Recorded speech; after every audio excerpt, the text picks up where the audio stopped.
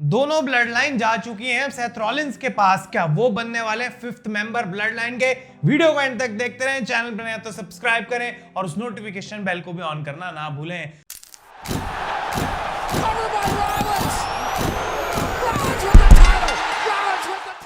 तो गाइस, मैं हूं आयुष और आप देख रहे हैं रेसल इंडिया और ये है आपका मंडे नाइट रॉ का रिव्यू आज का। और कमाल की मंडे नाइट रॉ आज एक बार फिर से हुई। सर्वाइवर सीरीज के लिए एक मैच ऑफिशियल हो चुका है जिससे मैं काफी सरप्राइज हुआ हूं। तो बहुत सारी चीजें डिस्कस करेंगे। ये शो स्टार्ट करते हैं सीधा गुंथर और वो रिंग में आते हैं। उनको काफी बूज हो रही थी, ऑब्वियसली वो कोडी रोड से हार के आ रहे हैं अभी।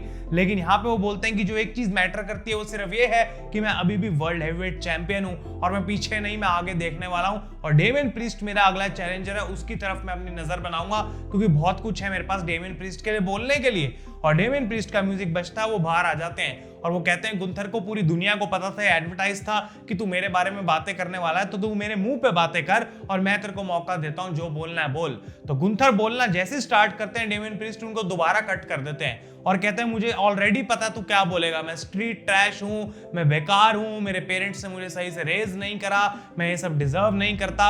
और वो कहते हैं जितनी भी तेरी इंसल्ट्स हैं ये सारी चीजें मैं ऑलरेडी जान चुका हूं। लेकिन गुंथर आज मैं तेरे को एक बात बताना चाहता हूं। समर स्लैम में जब मेरा तेरे से मैच हुआ था तो मैंने तब अपने आप को डाउट किया था जब मैं तेरे अगेंस्ट फेस टू फेस गया था कि क्या मैं तेरे को हरा सकता हूं या फिर नहीं हरा सकता। लेकिन अगर समर स्लैम में मेरा भाई जो एक टाइम पे था फिन बैलर, वो मुझे मैच कॉस्ट नहीं करता तो डेफिनेटली तू वर्ल्ड चैंपियन अभी नहीं होता, मैं उस टाइटल को जीत चुका होता। लेकिन डेमियन प्रीस्ट यहाँ पे बोलते हैं कि समर स्लैम से लेके अब तक जो गुंथर है उसकी वाइब बहुत चेंज हो चुकी है। वो जो किलर वाइब गुंथर की आती थी वो धीरे धीरे कम होती जा रही है और क्राउन जूल में तो और भी ज्यादा वो बेकार हो गया बिकॉज कोडी रोड से गुंथर हार गए हैं और अब उनकी किलर वाइब बिल्कुल खत्म हो गई है। तो कोडी रोड्स की बहुत सारी यहाँ पे चैंट्स होती हैं और गुंथर के चेहरे पे पहली बार वो एक डाउट, वो थोड़ी सी परेशानी दिख रही थी। और यहाँ पे डेमियन प्रीस्ट बोलते हैं कि देख भाई, तू अपने आप को अब डाउट करने लग गया है, तेरे को नहीं लगता कि तू एक्चुअली में मुझे हरा सकता है, क्योंकि अगर तेरे को अभी तक अपने अंदर कोई डाउट नहीं होता और तेरे को मेरी बातों का बुरा लग रहा होता तो तू मेरे अगेंस्ट एक शॉट ले चुका होता, तू मेरे को गिरा चुका होता नीचे। लेकिन तुझे पता है कि अगर अभी तूने मेरे अगेंस्ट एक शॉट लिया, मुझे मारने की कोशिश करी, तो I will drop you right here, मैं तेरे को अटैक कर दूंगा। और गुंथर बिल्कुल ऐसे सोच रहे हैं भाई व्हाट द हेल, मेरे साथ कोई ऐसे कैसे बात कर सकता है। लेकिन पहली बार आज WWE ने ऐसे अलग तरीके से गुंथर का कैरेक्टर दिखाया जो कि मुझे काफी अच्छा लग रहा है। क्या इसका मतलब ये भी हो सकता है कि गुंथर एक टाइटल अपना जो है वो ड्रॉप करने वाले हैं? क्या ये चैंपियन चेंज होने वाला है? तो ये सारी सेगमेंट में बातें हमें सुनने को मिली। लेकिन यहाँ पे पुराना गुंथर जो है वो बदल चुका है, अब नया गुंथर आ चुका है, ऐसा डेमियन प्रीस्ट का मानना है। लुडविग काइजर आते हैं बाहर और वो ये बात बिल्कुल सहन नहीं कर पा रहे थे कि कितनी डिसरिस्पेक्ट यहाँ पे हो रही है गुंथर की। तो वो आके ऑब्वियसली गुंथर की साइड लेते हैं, लेकिन गुंथर उनका माइक शांत करा देते हैं और लुडविग काइजर को वो चीज भी अच्छी नहीं लगी, भाई मुझे तो बोलने दे। लेकिन डेमियन प्रीस्ट यहाँ पे लुडविग काइजर को अटैक करते हैं और फिर से एक बार पुराना गुंथर इस पॉइंट पे फायदा उठाता और पीछे से अटैक करता डेमियन प्रीस्ट को। लेकिन इस बार उसने ऐसा कुछ नहीं किया और डेमियन प्रीस्ट से बच के वहां से वो चले जाते हैं। तो ये वीक, आई डोंट नो एकदम से कैसे हो गए गुंथर, मुझे तो नहीं लगा कोई डाउट, मुझे तो ऐसा कुछ नहीं दिखा इतने टाइम से गुंथर के लिए कि मैं बोलूं भाई ये बंदा जो है अभी चेंज हो चुका है। लेकिन जो सबसे बड़ी बात है गाइस यहाँ पे वो ये कि सर्वाइवर सीरीज के अंदर गुंथर का मैच होने वाला है डेमियन प्रीस्ट के साथ। जी हाँ, तो यानी कि सीएम पंक का आज कोई रिटर्न देखने को नहीं मिला, ड्रू मैकिंटायर कहीं पे अभी तक नहीं दिखाई दे रहे हैं। तो क्या दोनों बड़े नाम मिसिंग होंगे सर्वाइवर सीरीज में? ऐसा लगता तो अभी तक यही है बिकॉज ये मैच ऑफिशियल कर दिया गया है सर्वाइवर सीरीज के लिए। इंटरेस्टिंग ओपनिंग सेगमेंट थी, इसके बाद एक मैच भी हुआ, उसके बारे में हम बात करते हैं। डैमेज कंट्रोल के लिए रिटर्न कर चुके हैं डकोटा काय और आज वो फाइनली वापस आती हैं और ये 6 वुमेन टैग टीम मैच देखने को मिलता है प्योर फ्यूजन कलेक्टिव के अगेंस्ट, जहां पे ऑब्वियसली आपको पता है कि इंटरेस्ट लेवल्स काफी नीचे रहते हैं। रेसलिंग वाइज इनको मैं क्रेडिट देना चाहूंगा, एक एंटरटेनिंग मैच जरूर था, लेकिन डैमेज कंट्रोल यहां पे इस मैच को जीत चुकी है। अब इंटरेस्टिंग चीज एक और जो सबसे ज्यादा हो रही है वो ऑफिशियली बता दिया गया है कि ब्लड लाइन का जो war games versus war games का मैच है वो 5 on 5 होगा, यानी कि दोनों ब्लड लाइन को अब एक नया मेंबर चाहिए। तो पीछे सैमी ज़ेन, जिमी ऊसो और जे ऊसो खड़े होते हैं और यहाँ पे वो पहले बात कर रहे होते हैं कि कितने अच्छा है वो रीयूनाइट हो चुके हैं। जिमी वहां पे आते हैं और सैमी उनकी आउटफिट की तारीफ करते हैं, बट जिमी के पास सैमी के आउटफिट के लिए तारीफ करने के लिए कुछ था नहीं। लेकिन यहाँ पे वो कहते हैं कि हमें 5th मेंबर ढूंढना पड़ेगा, हम किसको ढूंढे? तो सैमी कहते हैं शायद मैं किसी को जानता हूं, मैं जाके उससे बात करता हूं। लेकिन जिमी को इतना कोई ट्रस्ट नहीं लग रहा था कि सैमी इस मामले में कुछ कर पाएगा और कमेंट्री वाले लोग बोल रहे हैं भाई सैमी को बताओ कहीं जाके केविन ओवेन से पूछने लगे, बिकॉज अभी वो चीज काम नहीं करेगी। तो ये चीज आगे कंटिन्यू हुई, इसके बारे में हम बात करते हैं। इसके बाद पीट डन का मैच हुआ कोफी किंगस्टन के साथ और एक बैकस्टेज सेगमेंट के बाद मैच बनाया गया था जहां पे जेवियर वुड्स बेसिकली बोल रहे हैं कि हम बाकियों के बिजनेस में इन्वॉल्व नहीं होंगे और कोफी किंगस्टन R-Truth को यहाँ पे थैंक यू बोल रहे थे। लेकिन इस मैच के अंदर देखने को मिलता है कि जेवियर वुड्स रेफरी की डिस्ट्रैक्शन का फायदा उठा के पीट डन को क्लोज लाइन लगा देते हैं रिंग साइड पे। लेकिन कोफी किंगस्टन आके बहसना शुरू कर देते हैं जेवियर से कि भाई तू क्यों बीच में आ रहा है, तू क्यों मुझे मदद कर रहा है, एक गलत तरीके से मैं जीतना नहीं चाहता। लेकिन जेवियर कहते हैं भाई तू अपने मैच पर फोकस करना, भाई तू मैच तो जीत। लेकिन इस चक्कर में कोफी किंगस्टन अपना मैच हार गए। लो भाई कर लो। और उसके बाद ये दोनों बहसते चले जाते हैं और ये चीज हमें अब हर हफ्ते ऑलमोस्ट देखने को मिल रही है। और जब ये न्यू डे की सेलिब्रेशन वाली मंडे नाइट रॉ आएगी तो इनका ब्रेकअप डेफिनेटली या तो वहां पे होगा या फिर बिग ई का रिटर्न भी हो सकता है और ये तीनों वापस इकट्ठे भी आ सकते हैं। तो कुछ भी होने की पॉसिबिलिटी बन सकती है गाइस, लेकिन इनका ब्रेकअप हर हफ्ते अब काफी बड़े वे में टीज करा जा रहा है। इसके बाद जजमेंट डे बैकस्टेज थी और फिन बैलर बिल्कुल खुश नहीं है, बाकी सब तो अपने मजे में है। और फिन बैलर बोलते हैं भाई तुम तो इतने खुश हो, लेकिन एक बात तुम्हें दिख रही है कि डेमियन प्रीस्ट एक बार फिर से एक स्टेप दूर है to become the world champion. और यहाँ पे वो डोमिनिक को बोलते हैं कि भाई लास्ट वीक तू तो कह रहा था मैं अकेला संभाल लूंगा डेमियन को, मेरे को किसी की कोई जरूरत नहीं है, तो क्या हो गया। तो वहां पे वो बहाना मारते हैं कि भाई ब्रॉन्सन रीड आ गया था, इस वजह से मैं मैच नहीं जीत पाया।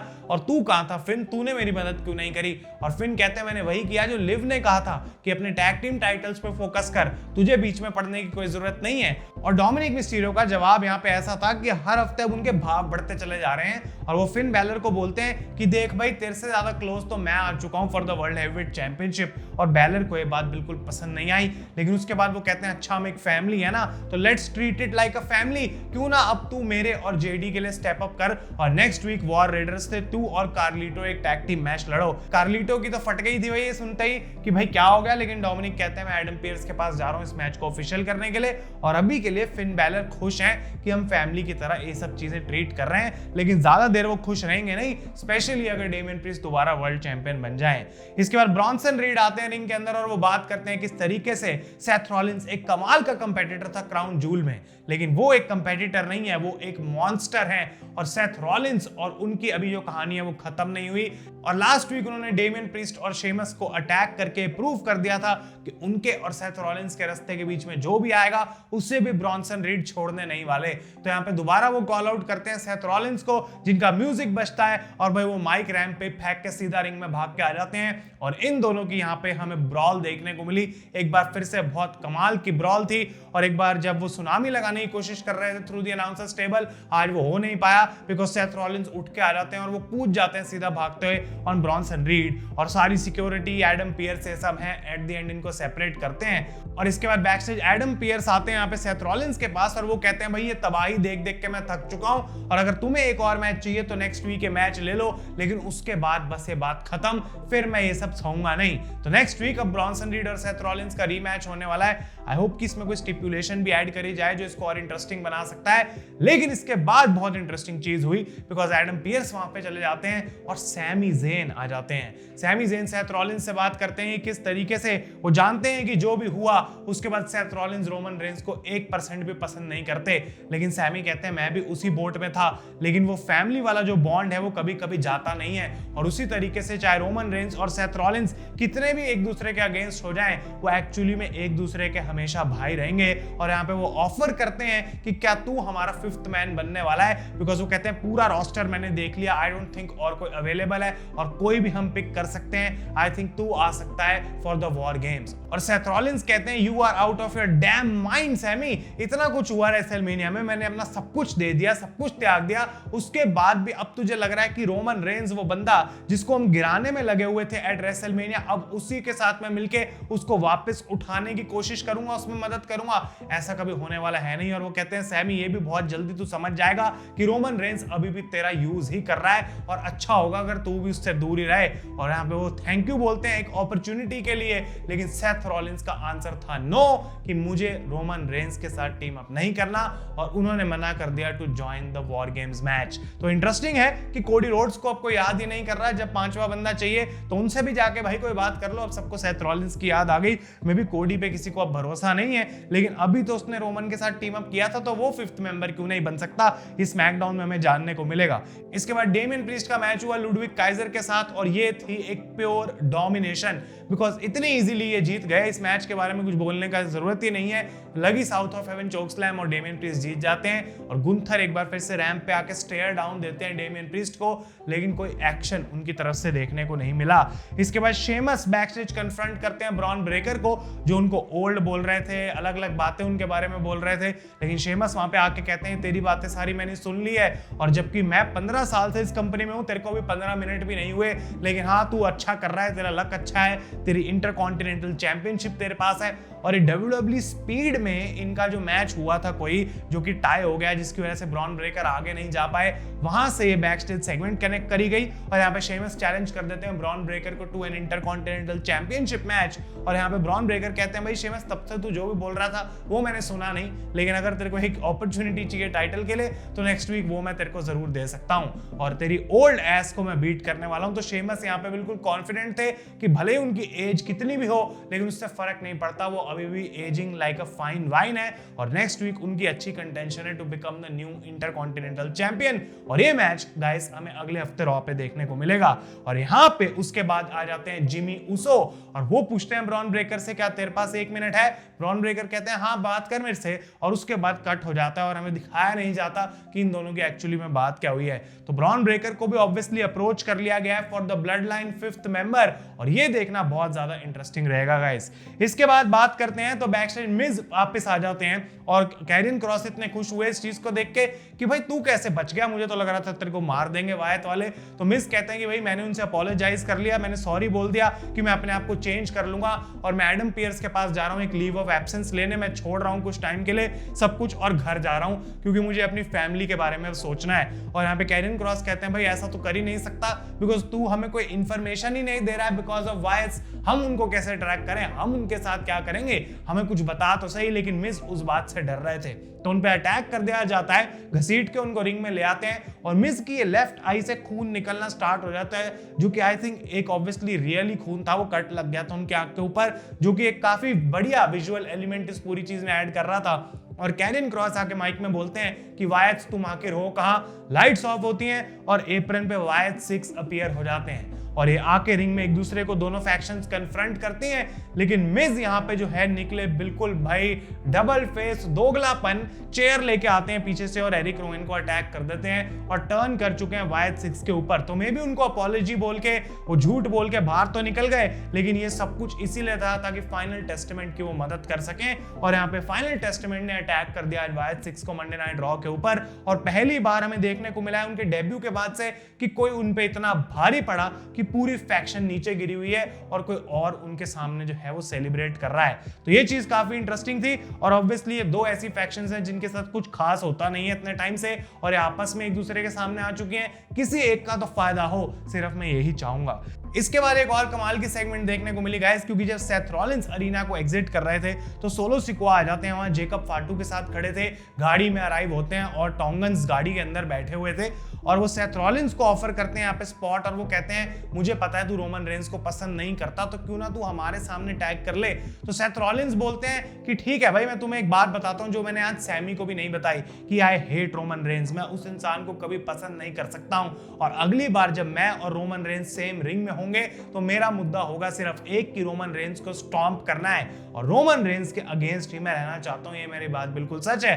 तो सोलो सिकोआ को ऐसा लग रहा था कि वाह भाई वाह, मजा आ गया, ये तो रोमन रेंस का हेटर मिल गया, ये तो हमारे साथ ही मिलेगा। लेकिन सेथ रॉलिंस कहते हैं कि मैं ऐसे बंदों के साथ टीम अप नहीं कर सकता जो खुद एक रोमन रेंस वानबी है, और एकदम से सोलो सिकोआ की खुशी जो है वो आंसुओं में बदल गई, और जेकब फाटू बिल्कुल पास आ गए और सेथ रॉलिंस को उन्होंने स्टेयर करना शुरू कर दिया, बट ऑब्वियसली यहाँ पे कुछ हुआ नहीं, सेथ रॉलिंस वहां से चले जाते हैं, और बैड ब्लड लाइन को भी उनका आंसर है नो।